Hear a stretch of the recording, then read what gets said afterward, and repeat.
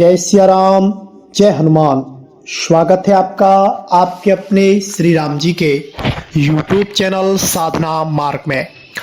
आज हम इस वीडियो में आप लोगों को बताने जा रहे हैं कि राम नाम की जो परीक्षाएं होते हैं, श्री राम जी जो परीक्षाएं लेते हैं वो क्यों लेते हैं और कब लेते हैं और किस किस की परीक्षाएं होती हैं और आप कैसे जान सकते हैं कि आपकी परीक्षाएं चल रही हैं या फिर आपका कोई प्रारब्ध का बुरा कर्म है जो कि कट रहा है।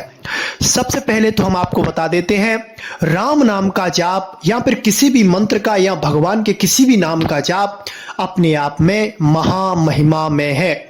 इससे हर चीज हर वस्तु प्राप्त की जा सकती है। आप इस तरह से समझ लीजिए कि ये एक तरह से पारस मणि है। पारस मणि से अगर किसी भी लोहे को स्पर्श करा दिया जाए तो वो लोहा स्वर्ण बन जाता है, सोना बन जाता है।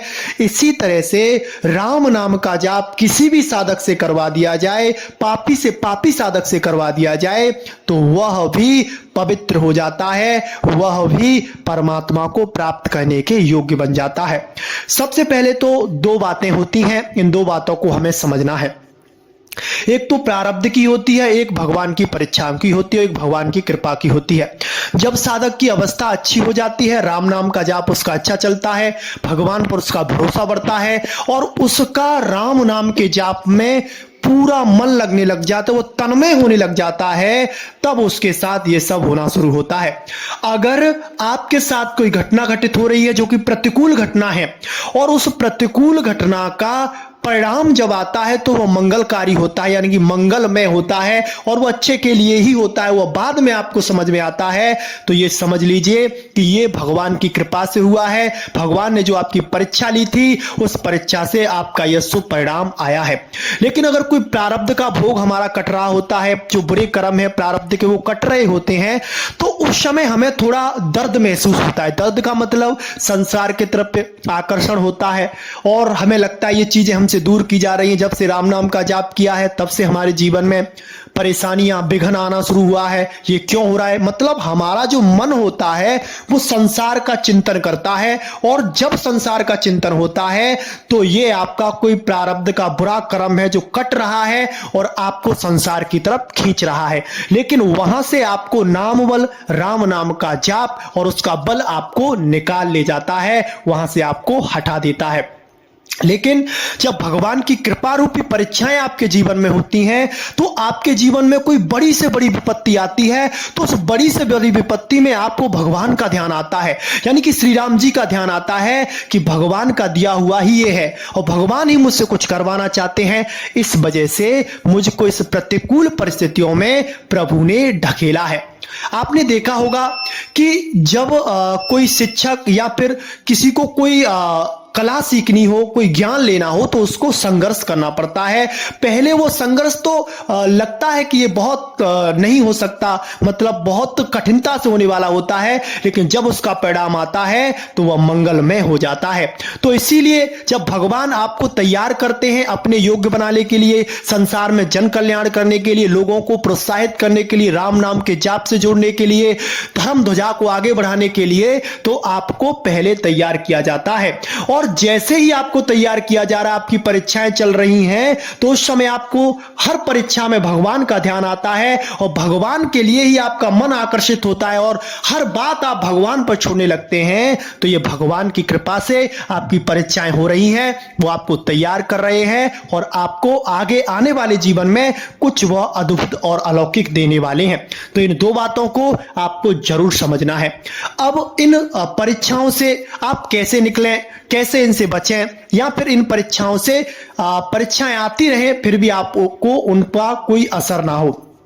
जिस तरह से आपने देखा होगा कि जो वृक्ष होते हैं, जो वृक्ष खड़े हुए रहते हैं तो उन पे क्या होता है, बारिश भी होती है, सर्दियां भी पड़ती हैं और फिर उस पे ओले भी पड़ते हैं, फिर शरद ऋतु भी आती है, वायु भी आती है, तो वो हर चीज को सहन करते हैं लेकिन एक अचल स्थापन होकर खड़े रहते हैं, वो हारते नहीं हैं। अगर उनके पत्ते भी किसी वजह से उड़ जाते हैं यानी कि टूट जाते हैं तो फिर दोबारा से उनके नए नवीन पत्ते आते हैं, तो लेकिन फिर भी वो हार नहीं मानते चलते हैं, आगे बढ़ते रहते हैं, खड़े रहते हैं, डटे रहते हैं, हर चीज को सहन करते हैं, तो फिर एक दिन वह हरे भरे होकर लोगों की सहायता करते हैं, लोगों को आराम देते हैं और अपने पे कष्ट सहकर लोगों को सुख में, आनंद में एक समय व्यतीत करने का स्थान दे देते हैं। तो इसी तरह से राम नाम का जाप होता है। राम नाम का जाप शुरुआत में आपको लगेगा कि हमने राम नाम का जाप किया है तभी से हमारे जीवन में परेशानी आने लग गई है, हम जो भी करते हैं वो उल्टा होता है, हर कार्य उल्टा हो रहा है, लेकिन आपको पता नहीं है कि उसमें प्रभु का मंगल विधान छुपा हुआ है। कहीं ना कहीं कुछ ना कुछ आपसे ऐसी गलतियां हो रही हैं, उन गलतियों को प्रभु इन साधनाओं के माध्यम से या फिर आप घटनाओं के माध्यम से, सत्संग के माध्यम से उनको आपसे छुटवा रहे हैं। और जैसे ही वो चीजें आपसे छूट जाएंगी, उन चीजों से आप अलग हो जाएंगे, तो प्रभु आपकी परीक्षाएं लेना बंद कर देंगे और फिर आप परोपकार करने की और जन कल्याण करने के योग्य बन जाएंगे।